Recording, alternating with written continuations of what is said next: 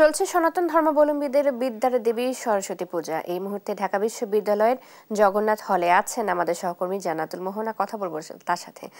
মোহনা, পূজা মণ্ডপে ভক্তদের উপস্থিতি কেমন দেখছেন, কি ধরনের আনুষ্ঠানিকতা চলছে জানাবেন।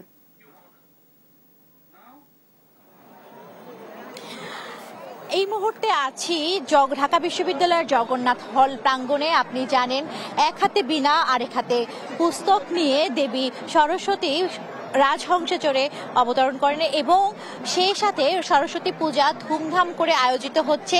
এবং আমরা যেই মাঠে রয়েছি অর্থাৎ জগন্নাথ হল মাঠে, সেই মাঠে সকাল থেকেই কিন্তু পূজা অর্চনার মধ্য দিয়ে চলছে সরস্বতী পূজার সেই জাঁকজমক আয়োজন। এবং আপনি জানেন যে জ্ঞানের দেবী সরস্বতীর আশীর্বাদ পেতেই ভক্তরা হাজির হয়েছে জগন্নাথ হল প্রাঙ্গণে। এবং জগন্নাথ হলের মাঠে ঢাকা বিশ্ববিদ্যালয়ের প্রায় প্রত্যেকটি ডিপার্টমেন্ট থেকে কিন্তু আয়োজন করা হয়ে থাকে পূজার, এবং প্রত্যেকটি বিভাগ থেকে কিন্তু নানা প্রতিমাকে নানা রূপে সাজিয়ে নানাভাবে কিন্তু তারা পূজা অর্চনা করে থাকেন, অঞ্জলি দিয়ে থাকেন। তো অনেকেই এসেছেন তার সন্তানকে নিয়ে এবং সেই সাথে মঙ্গল কামনা করতে। আমরা জিজ্ঞেস করতে চাই একজনের কাছে যে দেবীর কাছে এবার কি চেয়েছো?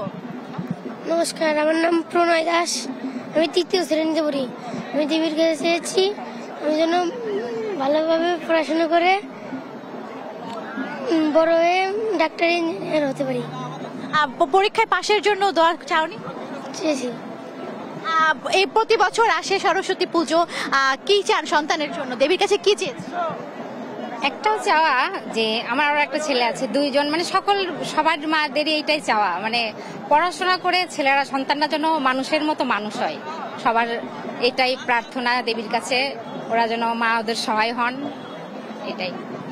শুনছিলেন ভক্তরা বলছেন সন্তান তার মা তার সন্তানের জন্য দোয়া আশীর্বাদ চাইছেন যেন ভালো মতো পড়াশোনা করতে পারে। তো আপনাদের জানাতে চাই যে এই যে শুক্লপক্ষের পঞ্চমী তিথিতেই প্রতি বছর সরস্বতী পূজা পালন করা হয় মহা ধুমধামের সাথে। বিশেষ করে শিক্ষা প্রতিষ্ঠান এবং মন্দিরে মন্দিরে সরস্বতী পুজোর আয়োজন চলতে থাকে এবং সেই সাথে সেই আয়োজনের সাথে সাথে কিন্তু চলতে থাকে দেবীর আশীর্বাদ প্রার্থনা। দেবীর কাছে সেই আশীর্বাদ চেয়ে থাকেন ভক্তরা যেন জ্ঞানে, বিদ্যা, বুদ্ধিতে এবং যত ধরনের ললিত কলা বলা যায় যে বা সেই ধরনের জ্ঞান বুদ্ধি বৃদ্ধিতে বা সৃজনশীলতা বাড়াতে তারা প্রার্থনা করে থাকেন। তো সেই সুবাদে ঢাকা বিশ্ববিদ্যালয় জগন্নাথ হল প্রাঙ্গণ ছাড়াও বিভিন্ন রাজধানীর বিভিন্ন মন্দিরে মন্দিরে চলছে সরস্বতী পূজার জাঁকজমক আয়োজন এবং সেই সাথে রমনা কালী মন্দিরও চলছে এই আয়োজন। তো একটা শাস্ত্র মতে যে সরস্বতী নদীর তীরে যজ্ঞের আগুন জেলে সেখানে ঋষি লাভ করেছিলেন বেদ ঋগু মন্ত্র। তো সেখান থেকেই কিন্তু হচ্ছে যে এই সরস্বতী পূজার একটি আয়োজন আমরা দেখতে পাই এবং সেই সাথে এই পূজাকে কেন্দ্র করে পরিবার সমেত, প্রিয়জন সমেত অনেকেই আসেন।